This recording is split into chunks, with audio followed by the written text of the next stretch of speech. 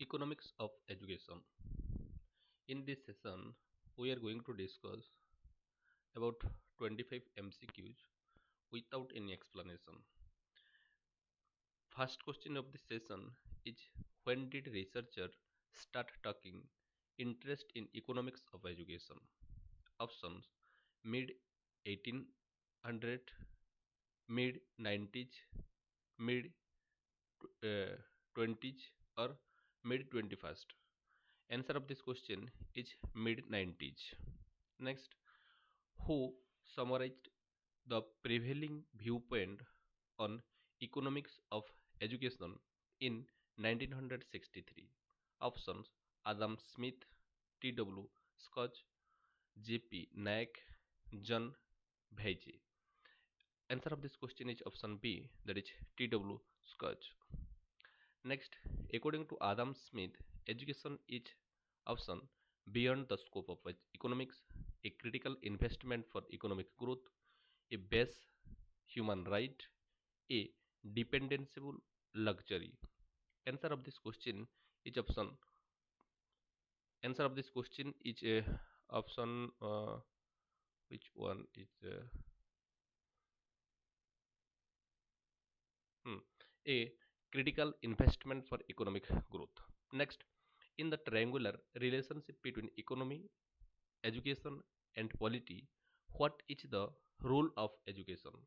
Option: to provide a skilled workforce, to foster political stability, to facilitate economic development, to all of the above. Answer of this question is option D, that is all of the above.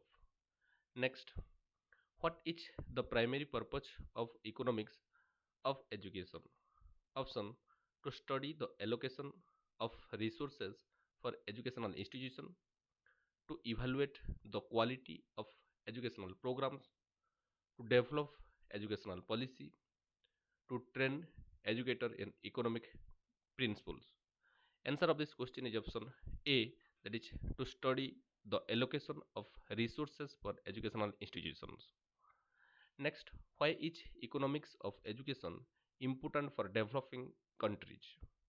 Options: it can help to improve educational efficiency, it can identify skill shortage in the labor market, it can justify allocation of scarce resources to education, all of the above.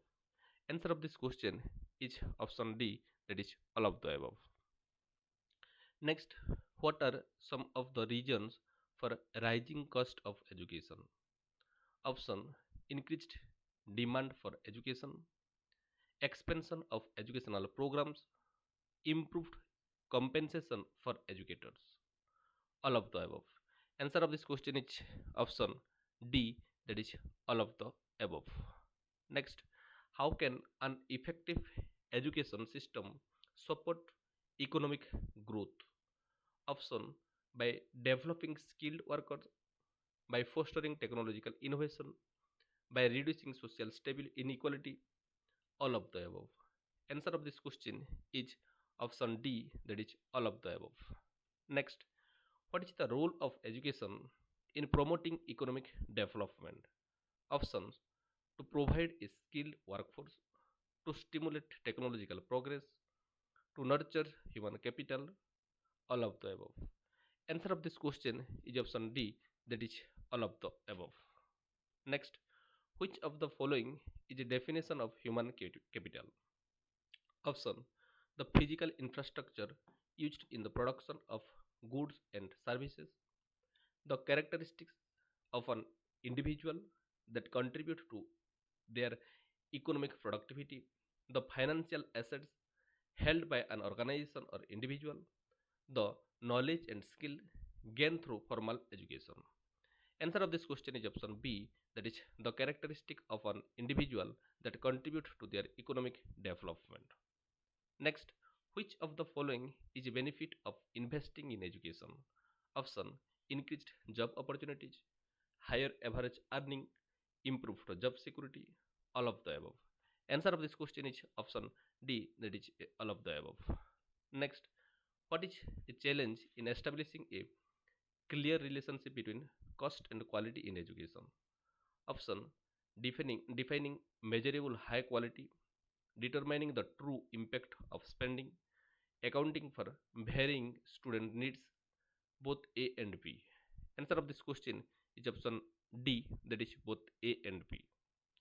Next, education is considered a public service because option it is provided by the government at no cost. It benefits the general welfare of society.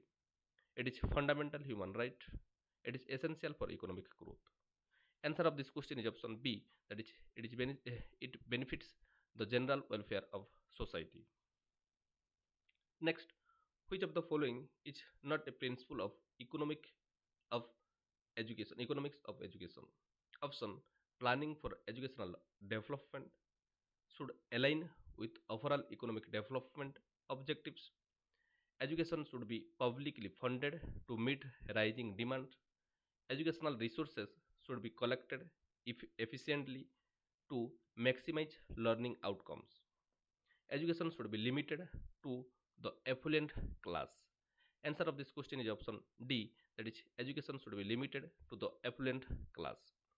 Next, the text states that education as human growth refers to option intellectual and cognitive development, social and emotional development, economic and occupational development, personal and spiritual development.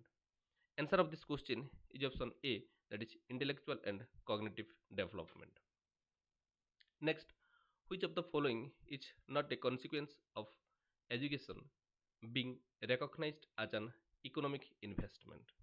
Option: increased social mobility, reduced income inequality, enhanced productivity, increased government spending on education. Answer of this question is option D, that is increased government spending on education. Next, the value of economics of education is primarily attributed to its option theoretical insights, practical applications, cultural significance, historical importance. Answer of this question is option B, that is practical applications. Next, resource allocation in educational planning involves option dividing resources among different educational levels, distributing resources to specific schools and programs, ensuring efficient and equitable distribution of resources, all of the above. Answer of this question is option D, that is all of the above. Next, the relationship between economics and education suggests that option economic development generally leads to educational development. Educational development can contribute to economic growth. Education and economics are completely independent. Only wealthy countries can afford to invest in education. Answer of this question is option B, that is educational development can contribute to economic growth. Next, resource constraint can impact the effective functioning of education system by option hindering the construction of new schools, limiting the number of qualified teachers, reducing access to educational materials, all of the above. Answer of this question is option D, that is all of the above.